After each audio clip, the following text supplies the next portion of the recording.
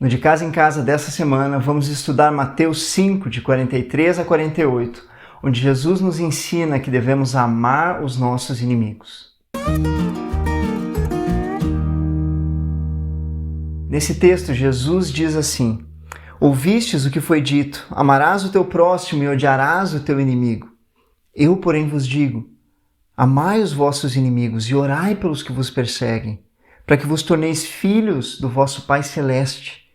Porque Ele faz nascer o seu sol sobre maus e bons, e vir chuvas sobre justos e injustos. Nessa passagem, então, nós aprendemos que, como discípulos de Jesus, assim como Ele é, nós também devemos ser um reflexo do gracioso amor do Pai para esse mundo. Jesus inicia esse texto dizendo: Ouvistes o que foi dito, amarás o teu próximo e odiarás o teu inimigo. Acontece que essas duas frases, elas não aparecem em nenhum lugar no Antigo Testamento em justa posição. Isso acontece porque esse ensino ele foi inventado pelas autoridades religiosas judaicas. E eles ensinavam que os inimigos de Israel eram as outras nações e tinham que ser odiados. Mas com o tempo, esse ensino passou a ser aplicado também nos relacionamentos do dia a dia. Odiarás o teu inimigo. Mas Jesus ele responde a isso de uma forma muito característica do capítulo 5. Ele diz: Eu, porém, vos digo, amai os vossos inimigos e orai pelos que vos perseguem. É claro, amar os nossos inimigos não significa necessariamente que nós temos que concordar com eles. E nem mesmo que nós devemos gostar de sermos perseguidos injustamente. O que é então amar o inimigo? Eu creio que a melhor forma de nós entendermos o que isso significa é lembrarmos que um dia todos nós fomos também inimigos de Deus. E a pergunta que devemos fazer é como Deus nos tratou naquele tempo. Com graça, paciência, compaixão e misericórdia. A palavra de Deus nos diz em Romanos 5:8 que Deus prova o seu próprio amor para conosco, pelo fato de ter Cristo morrido por nós, sendo nós ainda pecadores. É claro que Deus nunca concordou com o nosso pecado ou varreu para debaixo do tapete, porque isso não seria amor. Mas Deus, mesmo discordando, Ele nos buscou.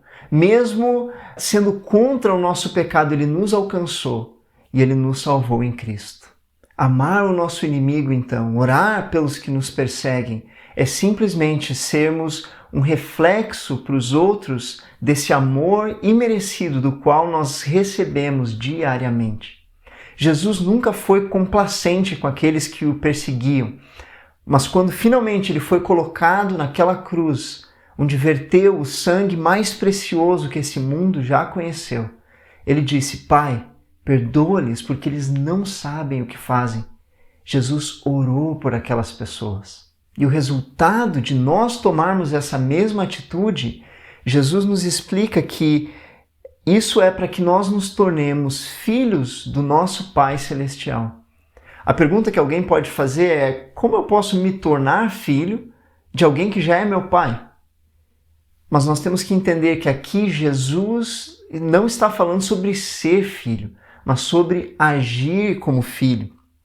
E falando sobre paternidade, ele vai iniciar uma nova sessão no seu ensino aqui no Sermão do Monte, que vai até o fim do capítulo 6, onde a palavra pai aparece 12 vezes.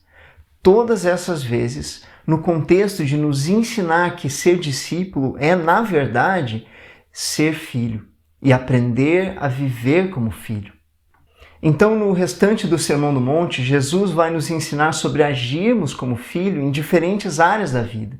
Agirmos como filhos nas áreas das finanças, das ofertas, da oração, na área do jejum, da simplicidade, do descanso que nós temos em Deus.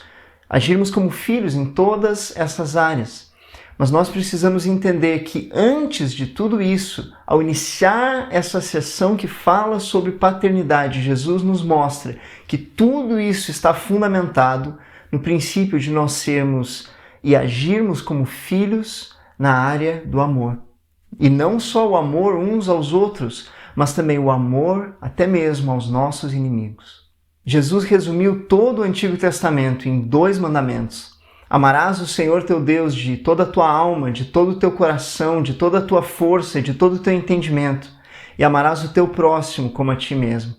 Compartilhe com seus irmãos como você tem implementado isso de forma prática, para que nós possamos edificar uns aos outros mutuamente e assim possamos crescer sendo cada vez mais um reflexo do amor gracioso e perfeito de Deus para esse mundo.